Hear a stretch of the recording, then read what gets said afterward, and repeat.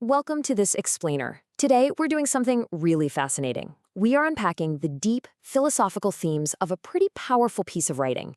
It's a poem simply titled Detestable.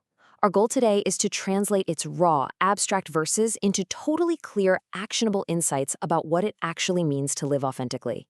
You know, if you've ever felt completely stuck between what you think you should do and who you really are, well, this text has a lot to say about that exact tension.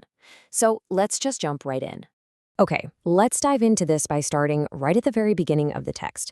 The poem immediately hits us with these striking words: an act of aggression, a thought of revulsion.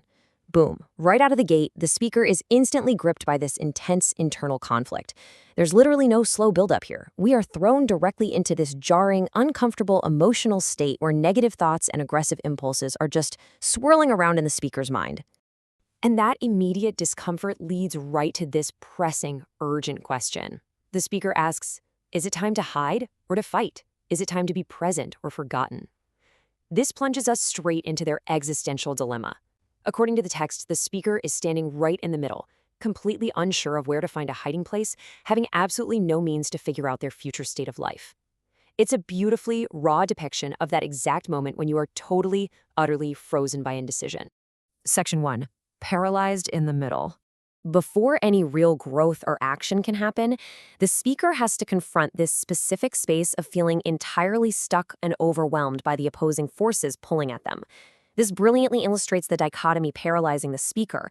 They are completely torn. On one side, we have hiding, which the poem equates to rejection and just being forgotten. It's the path of passive safety. But on the flip side, we have fighting, which represents trying and actually being present. It's the path of active vulnerability. The speaker is trapped right between stepping away from life to avoid pain or stepping into life and risking the whole shebang. Section 2. Breaking cycles of judgment. The speaker realizes that staying paralyzed, in the middle, that isn't sustainable. They have to escape the very traps they've created for themselves to move forward. So they decide it's time to break the cycles. The poem specifically lists these exhausting negative cycles that the speaker actively decides to step away from. We see a deliberate pulling away from fixing and meddling, and an explicit refusal to be the judge of life or others. The speaker recognizes that there is simply too many of these cycles that they don't want to be in anymore, and more importantly, they definitely don't want to be the one creating them. To break free, they have to put an end to this constant mental gymnastics. So the absolutely crucial point is right here. The text explicitly links these behaviors together. The act of judging directly creates expectations, which in turn breeds what the speaker calls acts of a detestable nature. And hey, this is literally where the title of the poem comes from. It's like a psychological chain reaction. When we constantly judge ourselves and others, we build rigid expectations. When those expectations inevitably fall flat, it leads to ugly, resentful, or detestable outcomes.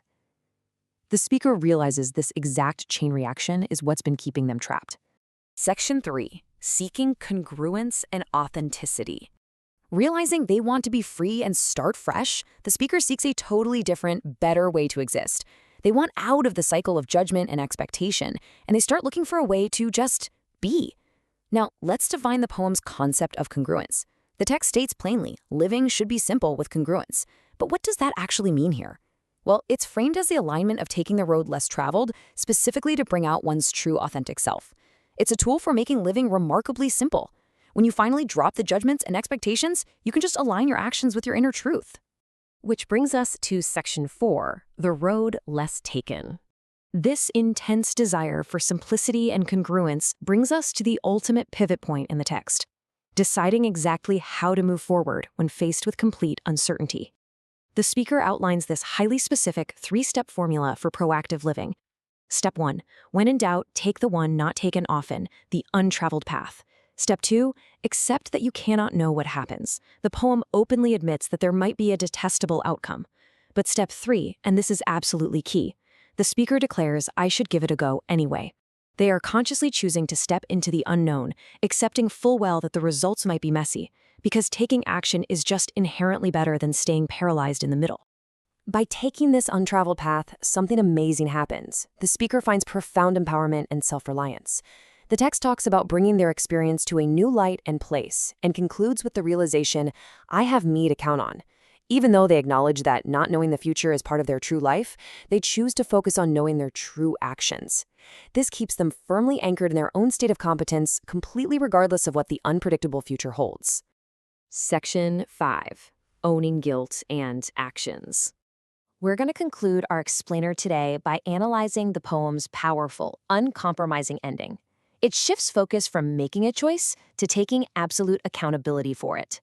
Instead of fearing negative emotions, the speaker leans all the way in. They state, "If I am detestable in action, know that regret is part of life."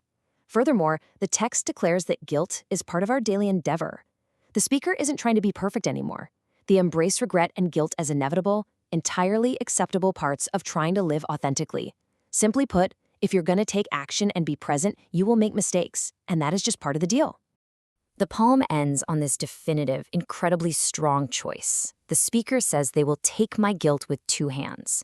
True freedom, according to this text, comes from fully accepting your own actions, flaws and all, while actively rejecting the projections and judgments of everyone else. You own your guilt, you own your choices, and you stop letting external expectations dictate your path. It's a real game changer.